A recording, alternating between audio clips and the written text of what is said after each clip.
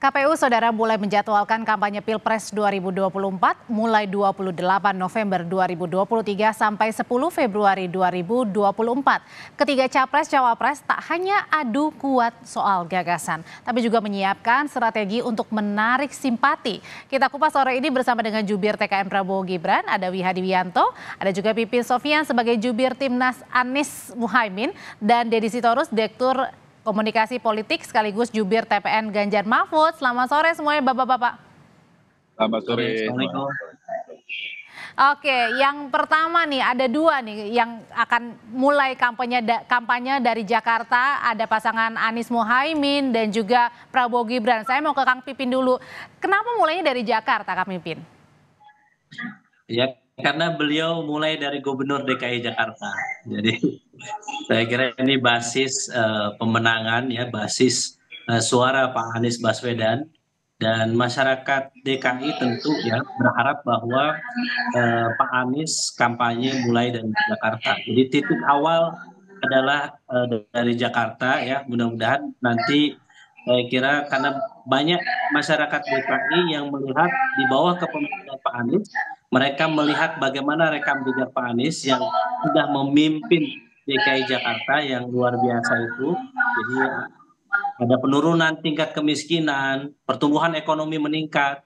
Saya kira itulah kenapa Jakarta menjadi salah satu basis. Oke, Tapi tentu dari Jakarta nanti kita akan ke Jawa Tengah, Jawa Timur, dan juga ke Sumatera, Sulawesi, dan insya Allah semua wilayah akan kita kunjungi, kita akan dengarkan aspirasi mereka, dan kita akan sampaikan visi misi program unggulan yang akan dibawa oleh Pak Anies Baswedan dan Gus Muhaimin. Oke, ada juga yang sama nih, Pak Prabowo juga akan mulai dengan Mas Gibran juga akan mulai dari Jakarta. Kenapa nih kalau di Prabowo Gibran ini juga mulainya dari Jakarta? Pak Wihadi. Ya, selama ini kan kita selalu hidup di luar Jakarta. Jadi sampai sekarang ini kan memang Jakarta masih belum secara intens untuk ada suatu gerakan kampanye di Jakarta. Jadi saya kira hal tersebut juga menjadi suatu alasan buat tim kami bahwa melihat bahwa Jakarta sampai sekarang ini kan belum disentuh secara intens mengenai masalah kampanye di warga Jakarta. Jadi hanya warga Jakarta ini kan hanya banyak menikmati dari televisi di mana mesti cara capres ini ke Jawa Timur, ke Jawa Tengah, dan ke lain-lain daerah. Jadi dan juga masih ada suatu event-event yang ada di Jakarta, itu hanya event-event yang secara tertutup. Nah, saya kira kampanye pertama ini perlu Jakarta karena memang kita selama ini mungkin belum terlalu intens untuk menangani masalah Jakarta. Oke, kalau dua pasangan capres-cawapres mulainya dari Jakarta berbeda dengan pasangan nomor urut 3 nih, Bang Deddy. Di timur kata Pak Ganjar, kenapa di timur dan tepatnya di timur mananya nih, bagian mananya? Masih di mute Bang Deddy? Sudah kedengaran? Aman. Ya, kalau Pak Ganjar dan Pak Mahfud MD akan memulai dari dua tempat yang berbeda. Pak Ganjar akan memulai dari Papua di ujung timur sana, dan Pak Mahfud akan memulai dari ujung barat dari Aceh. Jadi kita berangkat dari dari daerah-daerah paling ujung dari negara kita, daerah-daerah yang memang memerlukan lebih banyak perhatian, lebih banyak keadilan, dan juga ini tetapi nyambung dengan apa yang dari dulu kita gelorakan melalui nawacita ya yang kita susun bersama Presiden Jokowi untuk membangun dari pinggiran. Kalau Jakarta dan Jawa saya kira hampir 80% APBN kita sudah di Jakarta ya, dan orang-orang kaya itu ada di Jakarta. Jadi kita memulai dari rakyat yang paling membutuhkan perhatian lah, dari Sabang sampai Merauke sana gitu Mbak. Oke, kalau konsepnya sendiri dari masing-masing pasangan capres dan juga cawapres seperti apa? Kalau misalnya Anies dan juga Caimin, apakah belusukan ataukah justru datang misalnya untuk berdiskusi ke dialog-dialog seperti beberapa belakangan ini dilaksanakan, Kang Pipin? Ya, saya kira banyak cara ya, dan bukan berarti kampanye pertama di DKI terus kemudian kami tidak peduli dengan daerah lain. Tapi kalau misalnya dilihat ya Kompas TV bagaimana Pak Anies 1 tahun terakhir itu keliling Indonesia. hampir semua provinsi, kabupaten, kota dikunjungi oleh beliau. Jadi itu, dan akhirnya yang didapat saat ini punya visi misi 148 halaman tebalnya, dan itu adalah semua masukan dari masyarakat Indonesia. Jadi saya kira cara komunikasi seperti apa aja, saya kira Pak Anies lebih banyak dialog ya. Meskipun visi misi sudah ada, tetap akan didialogkan, kemudian disampaikan kepada mereka apa perjuangan, apa hasil dari aspirasi mereka, dan kemudian ditampung dalam visi misi program unggulan yang akan diperjuangkan oleh Pak Anies Baswedan. Jadi saya kira banyak dialog, diskusi, kemudian ketemu dengan emak-emak, dengan anak-anak muda ya, dan juga dengan beberapa kalangan profesi. Berarti terjun langsung, menemui langsung, bertanya langsung ya? Betul, betul, betul. Itulah yang dilakukan oleh Pak Anies. Beliau sebagai calon presiden yang kupingnya betul-betul lebih banyak mendengar, dan kemudian beliau ungkapkan sehingga frekuensi antara yang beliau sampaikan dengan aspirasi masyarakat itu sama. Kalau tadi biasanya beliau menyampaikan tentang harga sembako yang mahal, itulah yang dirasakan oleh masyarakat. Masyarakat mempersoalkan kenapa 7 tahun terakhir ini harga-harga semakin meningkat. Pertanyaannya, ketika harga-harga semakin meningkat, apakah itu mau dilanjutkan atau mau dirubah? Kalau mau dirubah, maka ada koalisi perubahan untuk persatuan, capresnya adalah Pak Anies Mohaimin. Oke, kalau Prabowo Gibran, Pak Wihadi, apa nih gagasan yang akan dijual begitu ya? Dan gimana juga gayanya nih nanti pada saat kampanye? Ya tentunya ini adalah gaya yang lebih santai, kita lebih santuy lah ya, istilahnya kita juga yang gembira. Kita nanti kampanyenya adalah kampanye dengan yang gembira, dan saya kira Pak Prabowo juga dengan Mas Gibran juga nanti itu akan berbagi, dan saya kira hal-hal yang mungkin disampaikan adalah gagasan-gagasan tetap disampaikan, dan saya kira salah satunya adalah Pak Prabowo selalu membawa gagasan makan siang gratis untuk anak-anak sekolah untuk peningkatan visi. Jadi saya kira ini kan karena audiensnya bahwa kita ini mengatakan bahwa kita ini untuk anak-anak muda, dan kemudian di mana cawapres kita adalah anak-anak muda juga. Jadi saya kira kita akan kemas dengan situasi yang santai. Gayanya juga termasuk anak muda gitu ya di bawahnya ya? Gayanya juga anak muda ya, jadi kita juga seperti itu.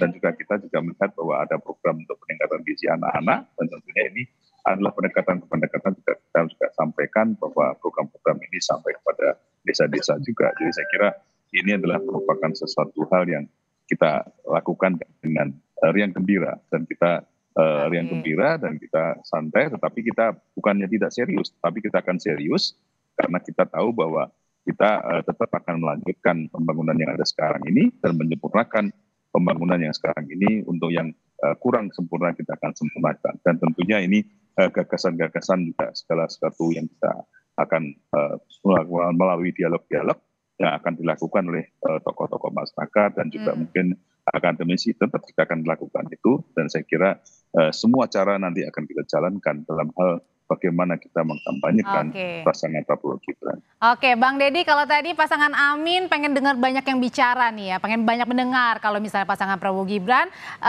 menyampaikan gagasan tapi tetap santuy. Kalau Ganjar Mahfud? Ya saya kira tentu ya kan Pak Ganjar ini kan dan Pak Mahfud itu kan pasangan yang paling terakhir ya. Kalau Anies Baswedan kan dari tahun 2022 bulan berapa itu ya, sudah jauh-jauh hari, dan jadi sudah bisa keliling Indonesia, tentu sudah sudah menjangkau banyak daerah lah. Demikian juga Pak Prabowo baik sebagai capres maupun sebagai menhan gitu kan. Kalau Pak Ganjar dan Pak Mahfud kan baru-baru saja, belum terlalu lama.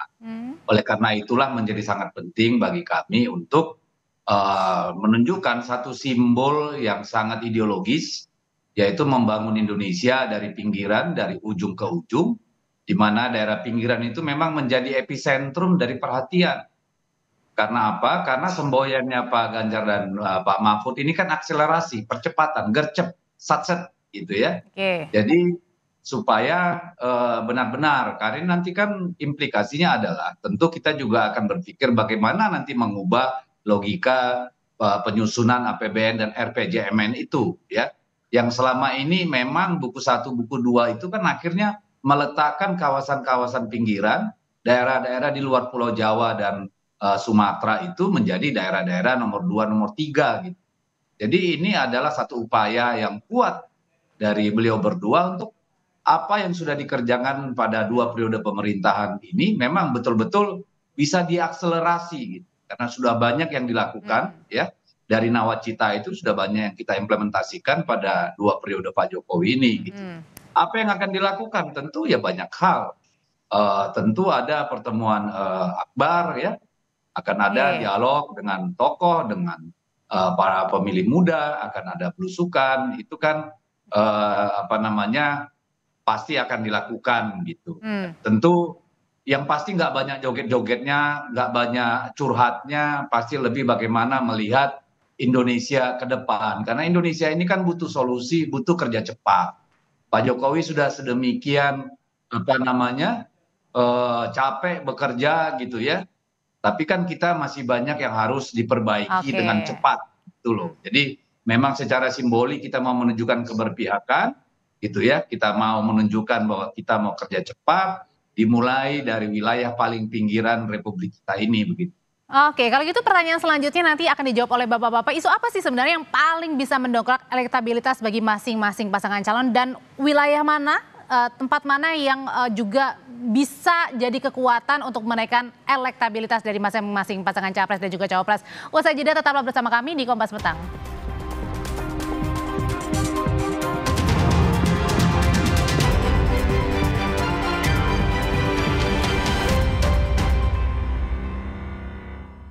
Masih bersama kami di Kompas Petang. Jadi kan ini Gibran katanya ditunjuk nih sebagai pemenangan ya atau panglima pemenangan khusus di Jawa Tengah. Pak Wihadi ini kenapa nih?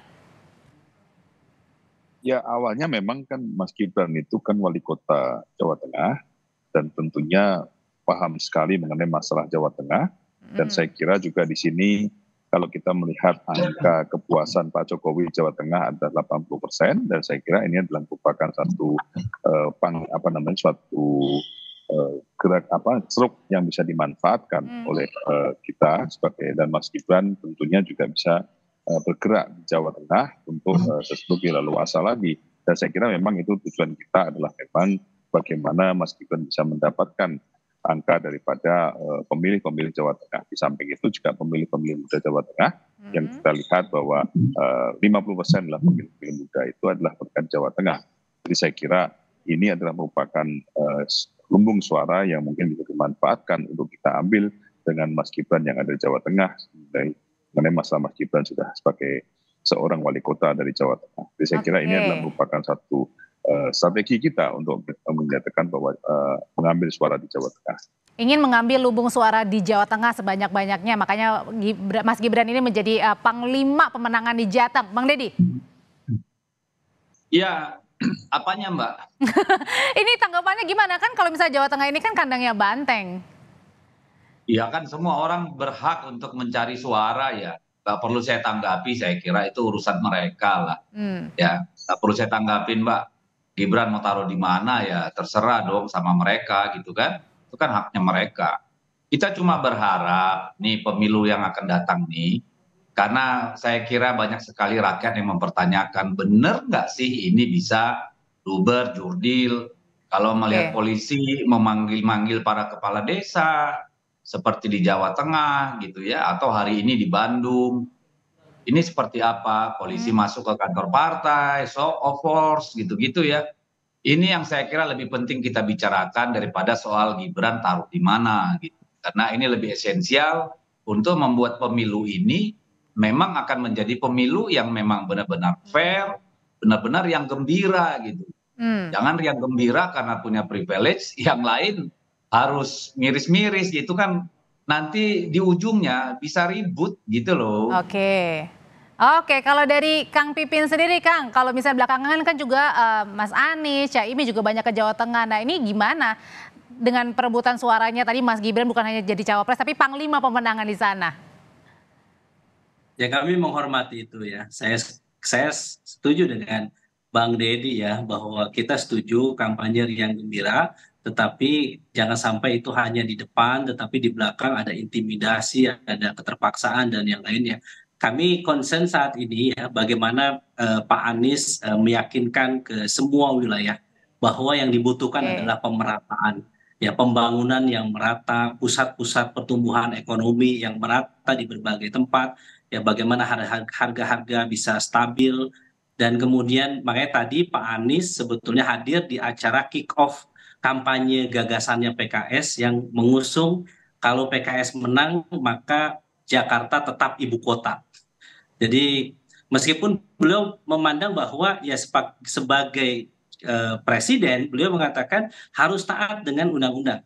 Tetapi beliau melihat bahwa memang IKN ini bukan satu-satunya Oke. solusi. Hmm. Jadi kalau ingin pemerataan pembangunan, maka yang harus dilakukan adalah pertumbuhan ekonomi, green Oke. economy dibangun di berbagai tempat, salah satunya ada di 14 kota, salah satunya nanti ada di Kalimantan, sehingga nanti pembangunan itu bukan ujuk-ujuk kita membangun IKN, memindahkan kemudian rakyat seluruh Indonesia sejahtera. Oke, Jadi baik. concern Pak Anies adalah itu. Jadi kita ingin meyakinkan baik ke Jawa, Sumatera, Oke. Kalimantan, Papua dan sebagainya, yang kita bangun adalah bagaimana adil Indonesia, adil makmur untuk semua, bukan untuk Oke. golongan tertentu, apalagi hanya untuk keluarga.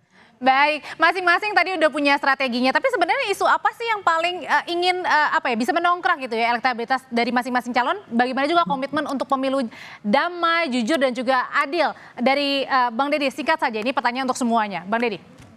Ya kalau supaya mendongkrak pilihan ya pasti kan bagi-bagi susu, bagi beras, bagi macam-macam ya. Itu cara paling mudah gitu. Tetapi bagi saya yang penting kan begini, pemilu ini bukan sekedar pesta demokrasi, bukan sekedar siapa paling banyak duit, siapa paling banyak kuasa, tetapi bagaimana memang pemilih kita, apalagi sekarang tuh 54% pemilih muda. Ini adalah sebuah tikungan peradaban gitu ya. Dari generasi yang sudah tua-tua ini, sekarang hampir 60%-nya adalah usia muda, ini bagi Oke. mereka kan ini kesempatan yang tidak akan datang dua kali. Tentu Hmm. diperlukan apa namanya pemilu yang berkualitas. Ya kemarin efek apa namanya rame-ramenya di medsos sebagai segala macam sudahlah. Sekarang yang paling penting bagaimana memberi kesempatan pada semua pemilih. Baik. Ya di sini juga perlu KPU gitu ya supaya melakukan sosialisasi gagasan apa namanya pengenalan terhadap semua pasangan calon secara adil. Ini yang kita harapkan supaya hasilnya apapun nanti semua legowo gitu loh. Oke.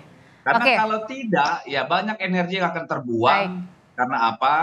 Politik tidak selesai ketika pemilunya juga selesai gitu. Oke, ciptakan pemilu yang berkualitas, Pak Wihadi. Ya, saya sedikit menggarisbawahi apa yang dinamakan mengenai masalah netralitas. Saya kira semuanya kita tahu bahwa kita harus netral. Dan kita sebenarnya ini adalah ketika capres ini semuanya ada di kekuasaan. Jadi saya kira tidak perlu kita melakukan suatu tuduhan mengenai masalah netralitas. Karena kita sudah tahu bagaimana gerak daripada semua aparat. Jadi saya kira itu adalah salah satu hal yang harus kita garis bawahi. Nah kemudian mengenai masalah strategi kampanye, saya kira strategi kampanye kita tetap perlu bagaimana kita memberikan satu kemajuan kepada pembangunan yang ada sekarang ini dan penyempurnaan daripada pembangunan yang ada sekarang ini. Jadi saya kira kita perlu kesinambungan dalam pembangunan untuk mencapai Indonesia 2045. Jadi ini sinilah kesinambungan ini yang kita lakukan dengan penyempurnaan yang sudah jalankan. Jadi saya kira kita semuanya di sini adalah ingin bahwa pemilu ini adalah netral. Kita sendiri pun juga demikian. Karena bagaimanapun juga kami ini sebagai oposisi 2 kali, kita ini tidak pernah berpikir untuk curang. Saya kira hal yang tersebut ada perlu kita garis bawahi bahwa kita tidak pernah berpikir untuk seperti itu. Highlightnya adalah netralitas. Kang Pipin. Ya, saya kira nanti kampanye yang akan dilakukan oleh kami adalah 2, kampanye rekam jejak dan kampanye gagasan. Jadi setiap kita boleh menjanjikan apapun, tetapi yang akan dilihat oleh publik adalah bagaimana rekam jejak. Saya kira pengalaman Pak Anies Baswedan memimpin DKI Jakarta 5 tahun, full semua janji kampanye terpenuhi, banyak capaian-capaian yang sudah disampaikan, yang sudah terbukti kepemimpinan beliau, yang akan terus menjadi basis untuk menjadi program kampanye gagasannya. Saya kira fokusnya adalah bagaimana membuka lapangan pekerjaan, bagaimana sembako murah, dan bagaimana pembinaan pendidikan itu ditingkatkan kualitasnya. Jadi fokus itu yang akan diperjuangkan oleh Amin selama kampanye nanti.